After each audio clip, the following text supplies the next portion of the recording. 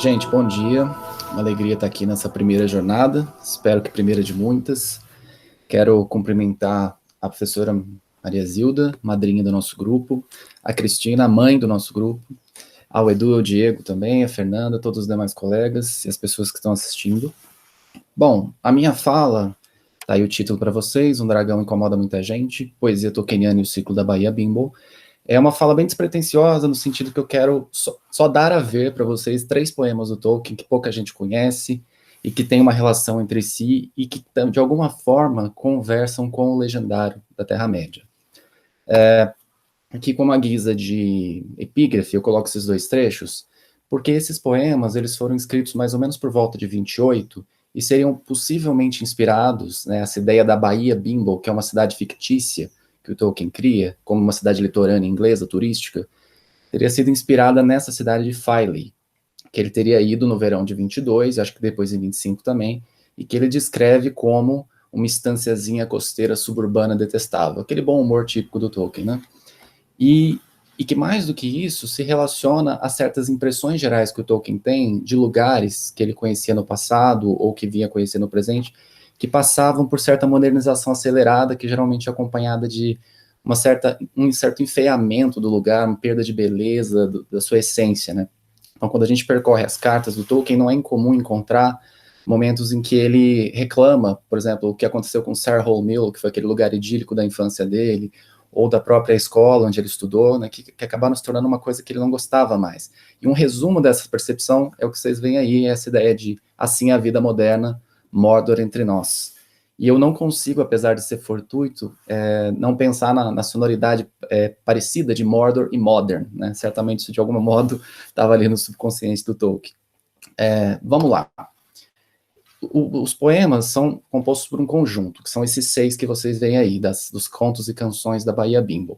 Os 3 primeiros, que são os que eu vou falar rapidinho, eles se encontram no Hobbit Anotado, que é um livro que finalmente agora vai sair no Brasil em 30 de julho, e como o livro não saiu ainda, eu não posso pôr as traduções aqui, então vocês vão ver no original.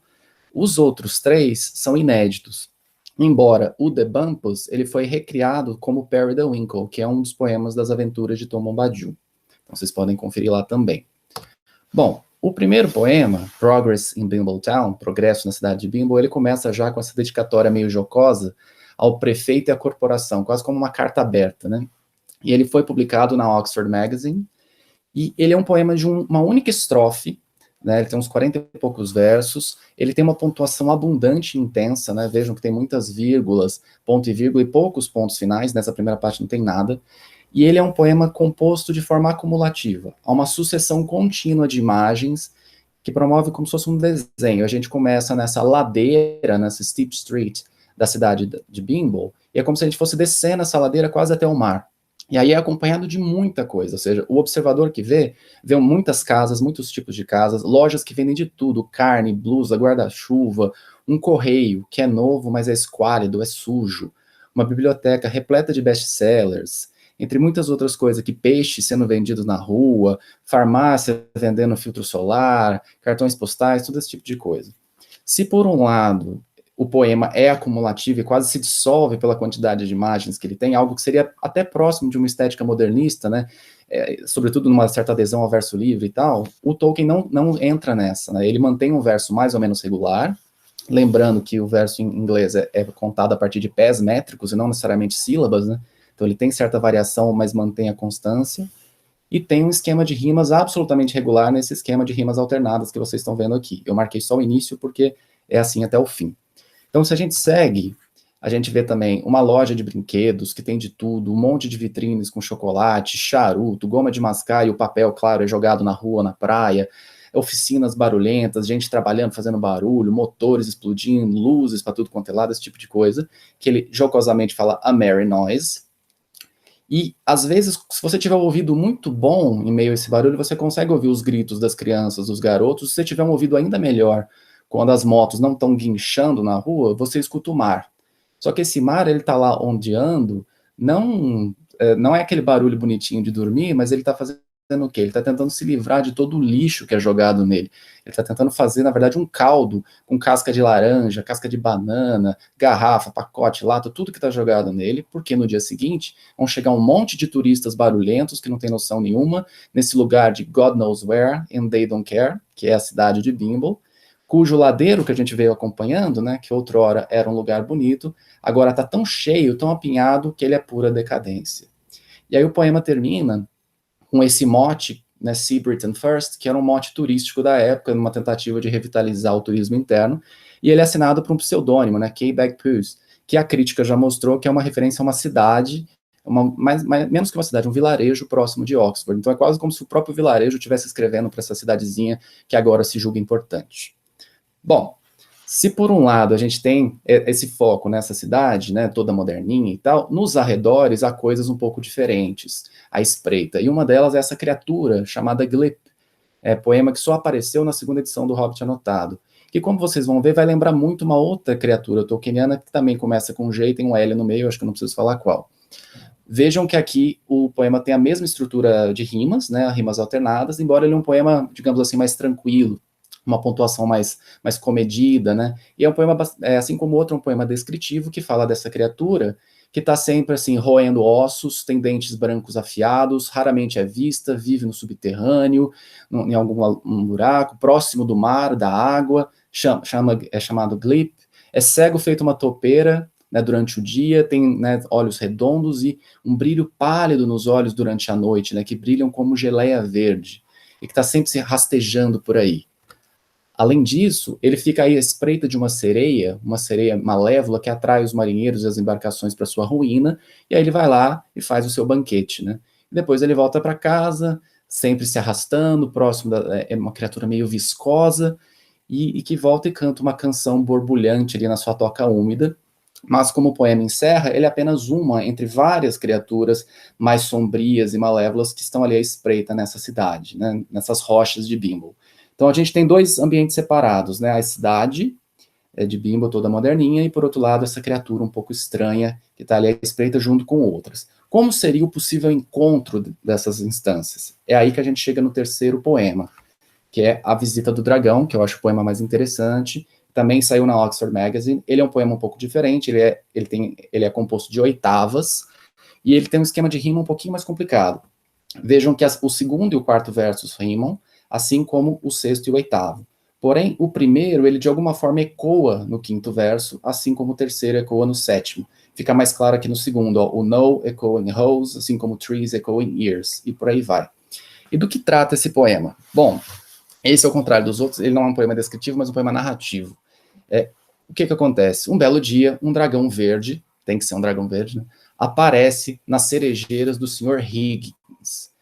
A vizinha dele, a Miss Biggins, atentem para esse nome, avisa para ele, né, fala que tem um dragão nas cerejeiras, né, e o que ele faz? Ele pega a mangueira para acordar esse dragão que está lá dormindo, porque, enfim, ele não quer ninguém atrapalhando a vida dele e destruindo o seu quintal. O dragão, muito inocentemente, acha que aquela mangueira, aquela água, na verdade, é uma fonte cristalina com a qual ele está se refrescando, e o plano dele é ficar ali até o fim do dia, esperar a lua sair, para ele cantar uma bela canção para alegrar o jantar do Mr. Higgins e seus vizinhos. Porém, obviamente, eles não querem nada disso, e eles chamam os bombeiros.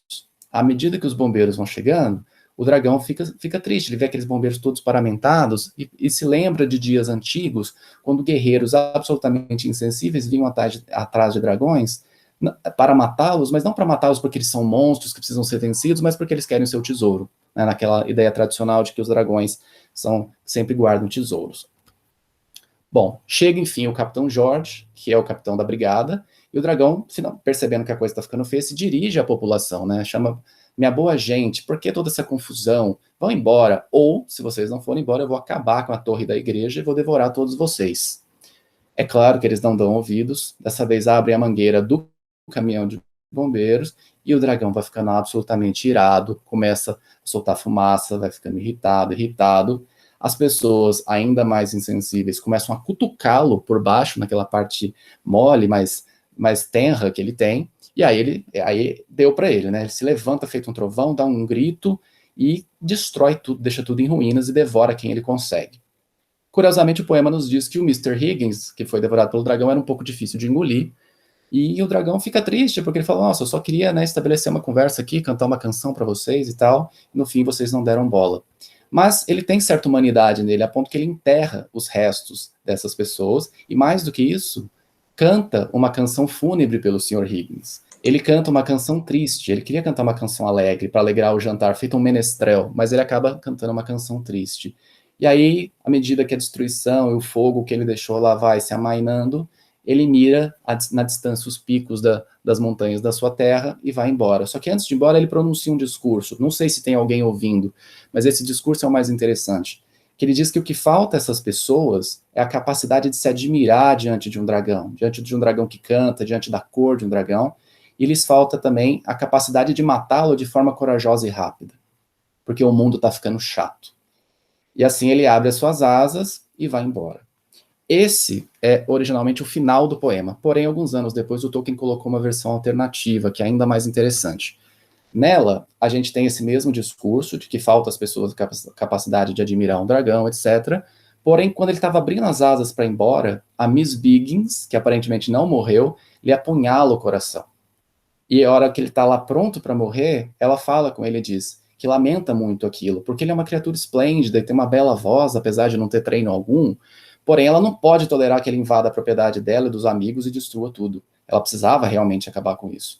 E o dragão, né, num último ímpeto ali antes de desfalecer mesmo, diz, ao menos ela me chamou de esplêndido. Bom, eu acho esse poema particularmente interessante, entre várias coisas, e aqui a gente poderia discutir um pouco sobre a caracterização desse dragão, como ele se relaciona com outros dragões, etc., mas não temos tempo para isso. Porém, eu acho que é um subtema aqui, que é muito caro ao legendário do Tolkien, que é justamente essa incapacidade das pessoas de se admirarem diante do maravilhoso, ou para usar um termo que o Diego gosta, é o Talmaston, né? E esse é um subtema que está também no legendário, especificamente no Senhor dos Anéis, e que nos lembra, não só pelo nome Miss Biggins, né, daquela mentalidade um pouco mais comezinha do condado, que a gente vê ali na Terceira Era. Pense num personagem como Ted Ruivão, entre outros, né, que são até meio xenófobos, assim, né, querem só continuar naquela vidinha pacata, normal, e desconfiam de todo mundo que é distante, mesmo entre vilarejos diferentes do próprio condado, né. E aí esse subtema aparece de forma explícita num texto que eu acho muito interessante, que eu recomendo a leitura para vocês, que é a Demanda de Erebor, que é quase uma fanfic de O Hobbit, né, contada do ponto de vista do Gandalf, que vocês vão encontrar tanto no Contos Inacabados, quanto no Hobbit Anotado, são versões diferentes.